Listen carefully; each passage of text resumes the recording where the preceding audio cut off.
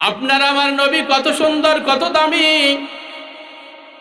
আল্লাহ রাব্বুল আলামিনের নবী মক্কায় যখন লালিত পালিত হইলেন, এত সুন্দর তার কথা, এত সুন্দর তার সূরত, এত সুন্দর তার চেহারা। এই চেহারা দেখে, সুন্দর মানুষের চেহারা দেখে মানুষ পাগল হয়ে যায়। কথাবার্তা এত মিষ্টি ভাষী, এত সুন্দর আমানতদারিতা, মিথ্যা কথা বলে না নবী মুহাম্মদ। মিথ্যা কথা না বলার কারণে নবী মুহাম্মদকে আল আমিন নামে ভূষিত করেছিলেন। আল আমিন মানে বিশ্বাসী। মক্কার মানুষেরা নবী মুহাম্মদের কাছে নিজের সম্পদ জমা করে রাখতেন, নিজের টাকা পয়সা জমা করে রাখতেন, কারণ সেই সময় ব্যাংকের সিস্টেম ছিল না। কথা বলেন ঠিক না ভাই? ঠিক। নবী মুহাম্মদ সাল্লাল্লাহু আলাইহি ওয়াসাল্লাম যেন তৎকালীন সময় মক্কাবাসীদের জন্য একটা ব্যাংক হিসাবে হয়ে গেছেন। মাল জমা করে রাখে, আমানত দিয়ে যায়। এই আমানত নবী সাল্লাল্লাহু আলাইহি ওয়াসাল্লাম যথাযথভাবে এই আমানত ঠিক রাখে, এই আমানতকে হেফাজত করে রাখে।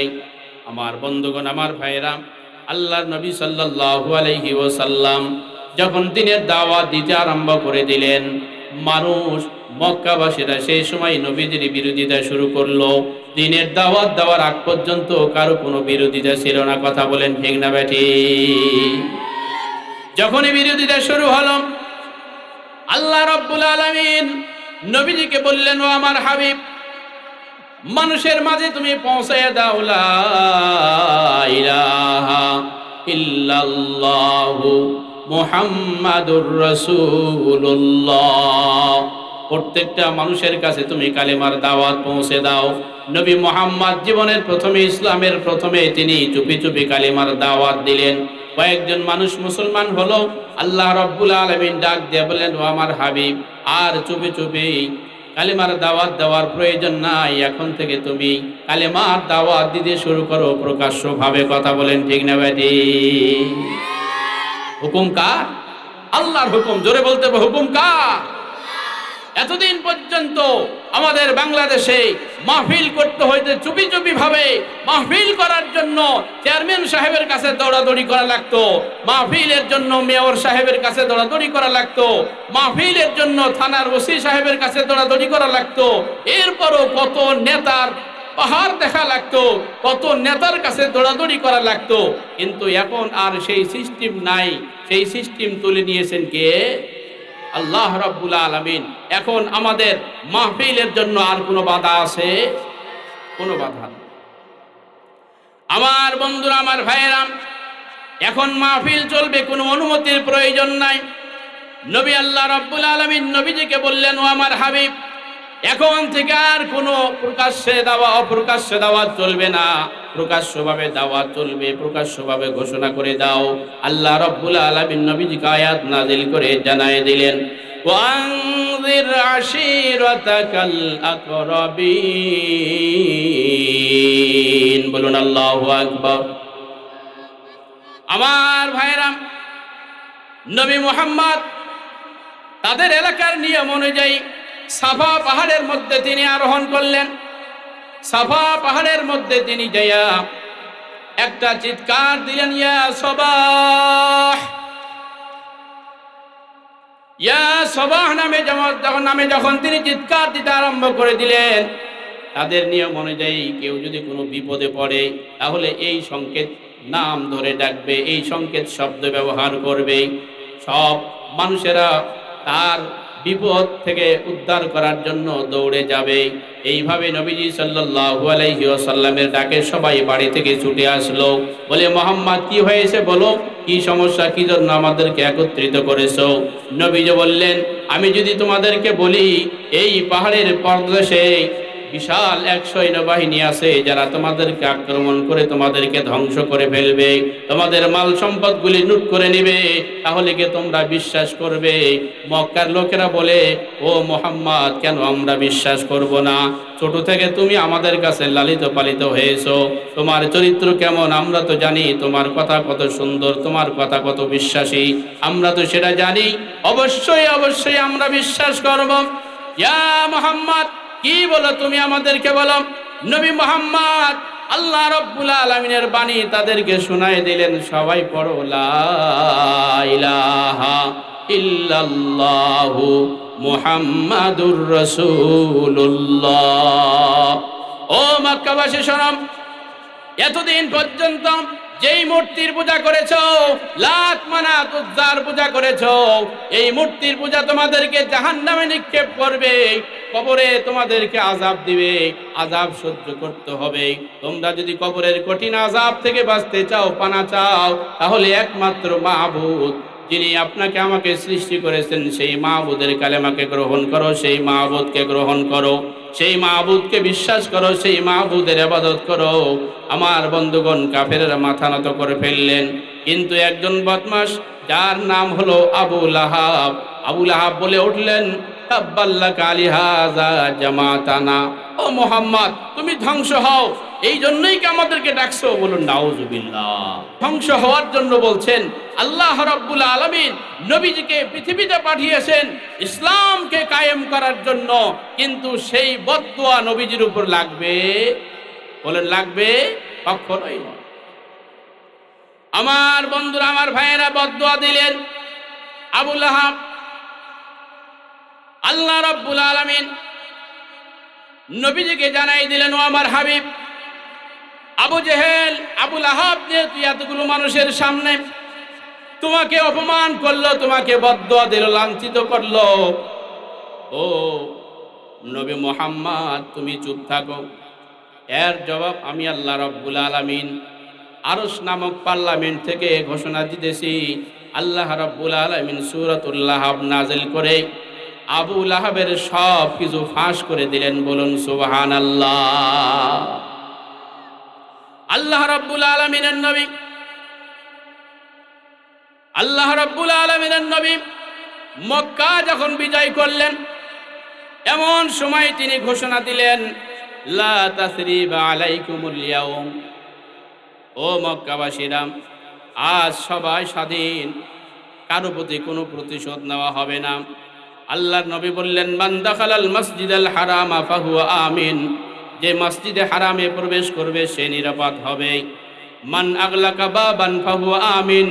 যে ঘরের দরজা বন্ধ করে দিয়ে বাড়িতে বসে থাকবে সে নিরাপদ থাকবে। মান দাখালা দার আবি সুফিয়ানা ফাহুয়া আমিন। যেই ব্যক্তি আবু সুফিয়ানের বাড়িতে আশ্রয় নেবে সেও নিরাপদ থাকবে। আল্লাহ রাব্বুল আলামিন ডাক দেয়া বলে, ও আমার হাবিব, সবাইকে মাফ করলে হবে না, সবাইকে মাফ করলে হবে না, হাতে কিছু রাখেন, যারা মালউন তাদেরকে মাফ করা যাবে না। বলুন আল্লাহু আকবার। নির্দেশ কার? আল্লাহর নির্দেশ। সবাইকে মাফ করা যাবে না। যারা মালউন ছিল, যারা তোমাকে কষ্ট দিয়েছে, তোমাকে অপমান করেছে, দুনিয়া থেকে তোমাকে উৎখাত করার চেষ্টা করেছে, তাদেরকে কখনো মাফ করা যাবে না। ঘোষণা কার? আল্লাহ রাব্বুল আলামিন ডাক দিয়ে বলেন সূরা আহজাবে, ইন্নাল্লাযীনা ইউযুনাল্লাহা ওয়া রাসূলাহু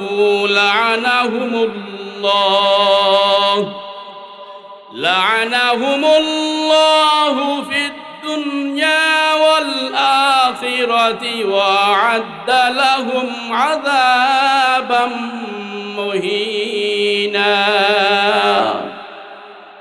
আল্লাহ রাব্বুল আলামিন বলেন, আল্লাহ এবং আল্লাহর রসুলকে যারা গালি দেয়, যারা আল্লাহ রসুলকে কষ্ট দেয়, তারা দুনিয়া এবং আখিরাতে অভিশপ্ত। বলুন নাউজুবিল্লাহ। আমার বন্ধু, আমার ভাইয়েরা, এই জন্য আল্লাহ এবং আল্লাহর রসুলকে গালি দেওয়া যাবে না। আল্লাহ রাব্বুল আলামিন তার কুদরতি পার্লামেন্টের সিদ্ধান্ত অনুযায়ী নবীজিকে জানিয়ে দিলেন, ও নবী মুহাম্মদ, আজকের এই বিজয়ের দিনে সবাইকে মাফ করলে হবে না, কিছুকে সাইজ করা লাগবে। মালউনিন আইনামা সুকিফু উখিযু ওয়া কুতিলু তাকতিলা। আল্লাহ রাব্বুল আলামিন বললেন, শোনো, মালউনদের যেখানেই পাবে সেখানেই হত্যা করা হবে। ও আমার সাহাবীরা শোনো, নবীজি 15টা কাফেরের নাম ঘোষণা করে দিলেন। এই 15 জনকে যেখানেই পাবে সেখানেই হত্যা করতে হবে। আল্লাহ রাব্বুল আলামিনের অর্ডার তাদেরকে হত্যা করার জন্য। কারণ আল্লাহ রাব্বুল আলামিনের অর্ডার হলো অর্ডার, যে অর্ডার অমান্য করার কারো অধিকার নাই। কথা বলেন ঠিক না বেঠিক? আমার বন্ধুরা, আমার ভাইয়েরা,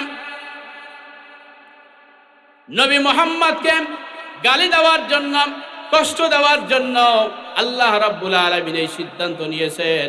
এই জন্য আমার বন্ধুগণ, ওই আবুল আহাব ওই সময় ছিল, আবুল আহাব এখন দুনিয়াতে নাই, কিন্তু আবুল আহাবের বংশধর আবুল আহাব মার্কা মানুষ এখনো দুনিয়াতে আছে না নাই? কি বলেন, আছে না নাই?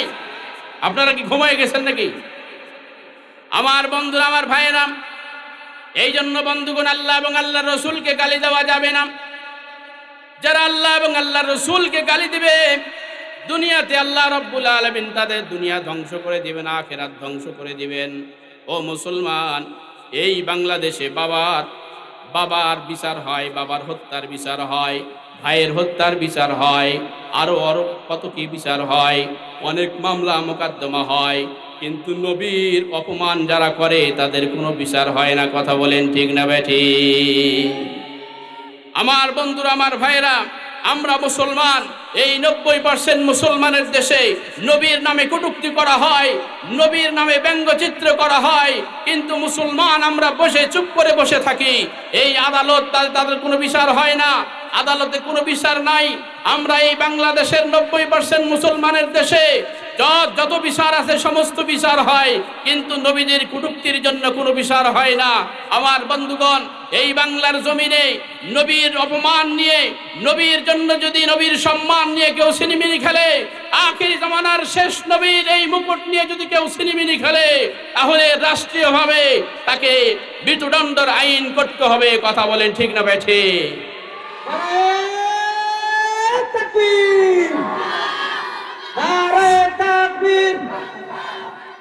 আল কোরআনের আলো, নবীদের দুশমনেরা হুঁশিয়ার, সাবধান। নারায়ে তাকবীর। আমার ভাইরা, আমার বন্ধুরা, নবীজিকে বেইজ্জত করার কারণে আবুল আহাবের কি অবস্থা হলো দেখি একটু চলুন। আমার বন্ধুরা, আমার ভাইরা, আল্লাহ রাব্বুল আলামিন আবুল আহাবের ব্যাপারে আয়াত নাজিল করলেন, সূরা নাজিল করলেন, সূরাতুল লাহাব।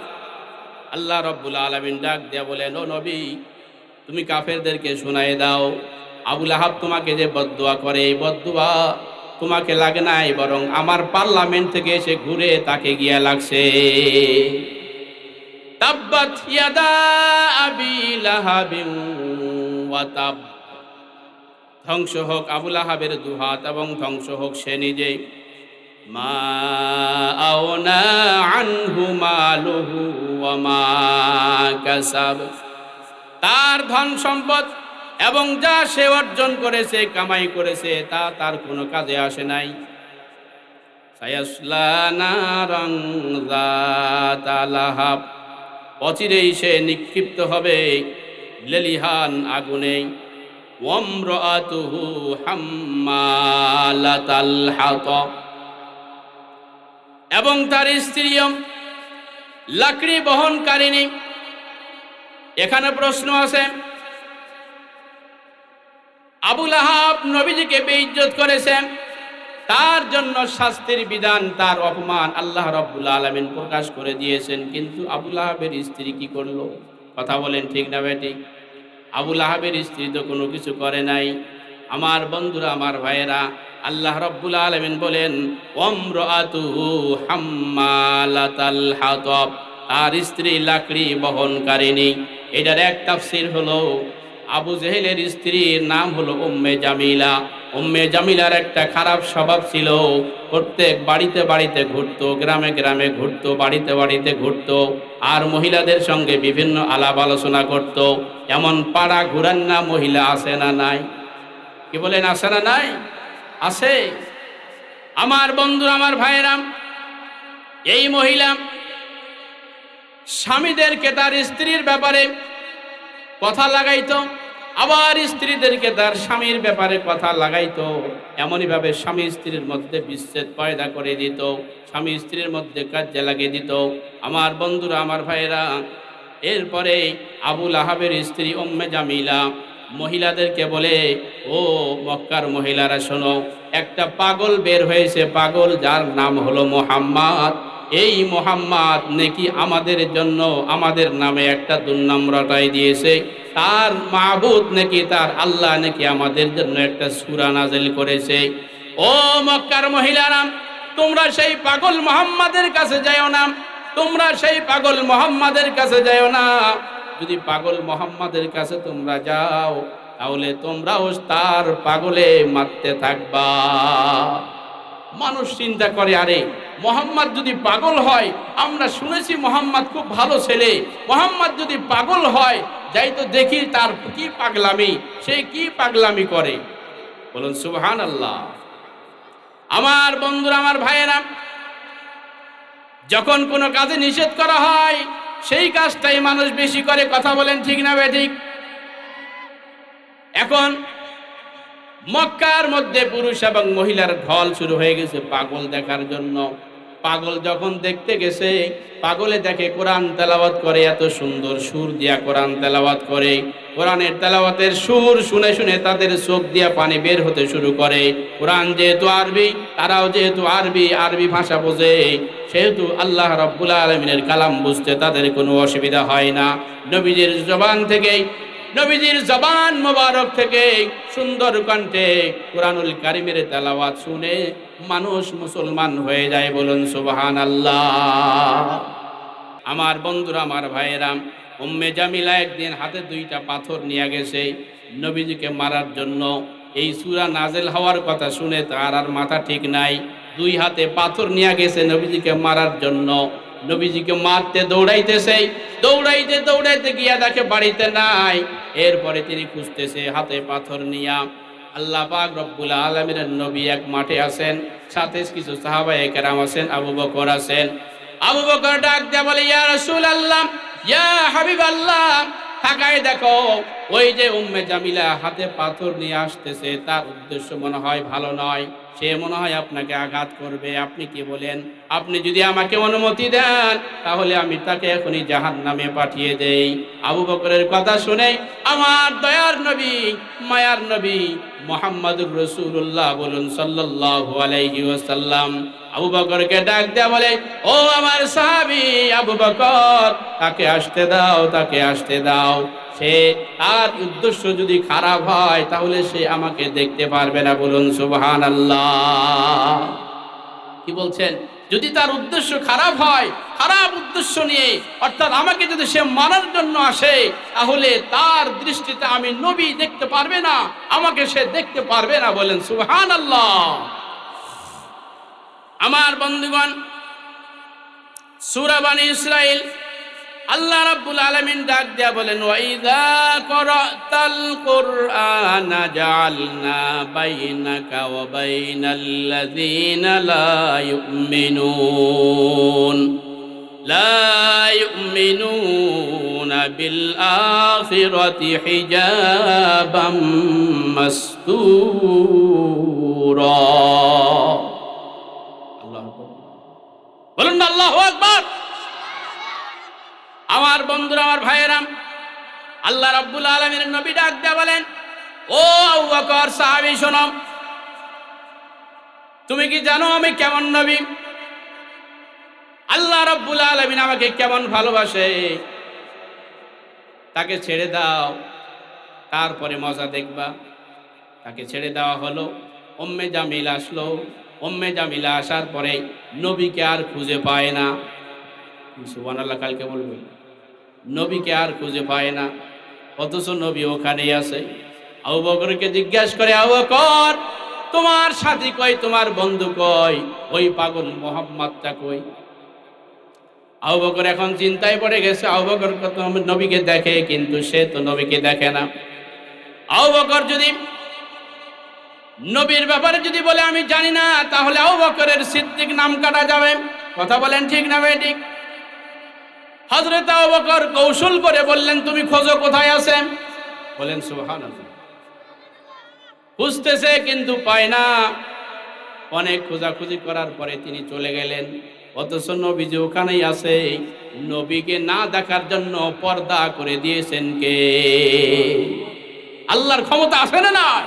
কে বলেন আছে না নাই?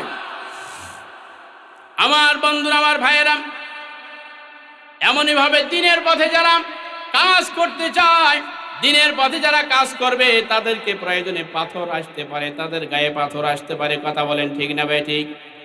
আমার বন্ধুরা, দিনের পথে কাজ করতে গেলে টিয়ার সেলের গুলির আঘাত আসতে পারে, বন্দুকের গুলির আঘাত আসতে পারে, পাথরের আঘাত আসতে পারে, জেল জুলুম হতে পারে, স্ত্রী বিধবা হতে পারে, সন্তান এতিম হতে পারে, বাবা মায়ের কোল খালি হতে পারে। আমার বন্ধুরা, আমার ভাইয়েরা, 2024 সালে আবু সাইদ সহ হাজারো যুবক যদি শহীদ না হতো, রক্ত না দিত, বাংলাদেশের 16 কোটি জনতা স্বৈরাচারী আর ফেসিবাদীদের হাত থেকে রক্ষা পেত না। কথা বলেন ঠিক না বেঠি? সুতরাং আমাদের স্মরণ রাখতে হবে, বুলেট বোমা মুসলমান ভয় পায় না। মুসলমান ভয় করে একমাত্র আল্লাহ রাব্বুল আলামিনকে। মুসলমান মরলে শহীদ, বাঁচলে গাজী, বুকের তাজা রক্ত দিয়ে হলেও এই বাংলার জমিনে ইসলামী হুকুমত কায়েম করতে হবে। কথা বলেন, রাজি আছেন না নাই? লিল্লাহে তাকবীর, লিল্লাহে তাকবীর। আল কোরআনের আলো, আল কোরআনের আলো খালি ঘরে জ্বালাইলে হবে না, সংসদেও জ্বালাইতে হবে। কথা বলেন ঠিক না ভাই? ঠিক। আল কোরআনের আলো, বলেন সংসদে আল কোরআনের আলো। লিল্লাহে তাকবীর। আল্লাহ রাব্বুল আলামিন আপনাদের সবাইকে কবুল করুক, বলুন আল্লাহুম্মা আমিন। আমার বন্ধুগণ, আমার ভাইয়েরা, ইসলাম কায়েম হবে আমার খেয়ালে দুইটা জিনিস যদি আমরা মানতে পারি, তাহলে ইসলাম কায়েম হবে। এক নম্বর হলো, আমরা ইলেকশনের সময়, ভোটের সময় কি করি? 500 আর 1000 টাকা দিয়ে নিজের ভোটকে বিক্রি করে দেয়। এমন মুসলমান আছে না নাই? কি বলেন, আছে না নাই? এই ভোট বিক্রি যদি আমরা বন্ধ করে দিতে পারি, 500 টাকাকে টাকা মনে না করি, 1000 টাকাকে যদি টাকা মনে না করি, আর আপনার আমার এই মহামূল্যবান ভোট যদি আমি ইসলামী দলে দেই, তাহলে এই দেশে ইসলাম কায়েম হওয়া সম্ভব। কথা বলেন ঠিক না ঠিক? আমার বন্ধুরা, আমার ভাইয়েরা, আরেকটি কৌশল হলো, এটা সমালোচনার জন্য বলতেছি না। অনেকেই বলতে পারে এটি সমালোচনা না, এটা সমালোচনা নয়, এটা একটা পরামর্শ। আজকে দেখা যায় 50,000, 80,000, 1 লক্ষ না টাকা দেওয়া পর্যন্ত ওলামায়ে কেরাম বক্তব্য দিতে আসে না। কথা বলেন ঠিক না ভাই? কি আরো জোরে বলেন ঠিক না ভাই? ঠিক। কওমি ঘরানার কিছু আলেম এমন আছে, কিন্তু বেশিরভাগই তারা টাকার চুক্তি করে না। কিন্তু সবচাইতে বেশি আশ্চর্য লাগে, জামাত ইসলামে ইসলাম কায়েমের যেই রাজনীতি করা হয়, সেই জামাত ইসলামে, ইসলামী জামাত ইসলামীর বক্তারাও কি করে? 50, 80, 1 লক্ষ টাকা না দিলে বলে ডেট খালি নাই। কি কথা ঠিক না ভাই? ঠিক।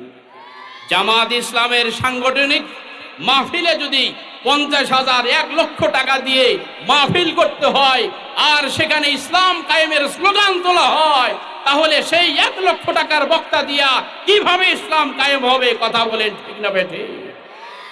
আমার বন্ধুগণ, আমার ভাইয়েরা, এই জন্য ওলামায়ে কেরাম যদি টাকার অঙ্ক কমে দেয়, আমরা যদি ভোট বিক্রি বন্ধ করে দেই, এই দেশে ইসলামের পতাকা চলবে, এই দেশে ইসলামের পতাকা উড়বে। কথা বলেন ঠিক না বেঠে?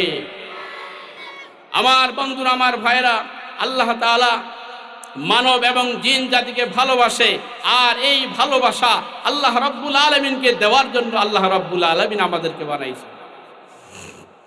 কারণ আমার বন্ধুগণ, একদিন এই দুনিয়া ছেড়ে আমাদেরকে চলে যেতে হবে। এই দুনিয়াতে আমরা কেউ থাকতে পারবো না। এই দুনিয়া থেকে যাব কি নিয়ে যাব? যারা কবরে আছে তারা কোনো আমল করতে পারে না।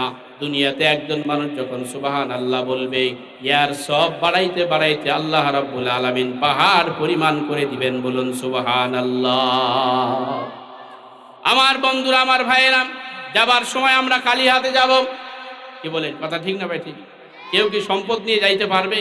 দুনিয়াতে যদি কেউ আসামি হয়ে যায়, তাহলে এই আসামিকে ছাড়ার জন্য বিনিময় দিয়ে, টাকা পয়সা দিয়ে এই আসামিকে ছাড়া যায়। কিন্তু আখেরাতে যদি কেউ ধরা খেয়ে যায়, তাহলে টাকা পয়সা সম্পদ দিয়ে কোনো কাজ হবে যেতে হবে খালি হাতে, যেতে হবে খালি হাতে, সঙ্গে কিছুই যাবে না। 3.5 হাত জায়গা পাবি, পাবি না রে বিছানা। যেতে হবে খালি হাতে, যেতে হবে খালি হাতে, সঙ্গে কিছুই যাবে না। 3.5 হাত জায়গা পাবি, পাবি না রে বিছানা।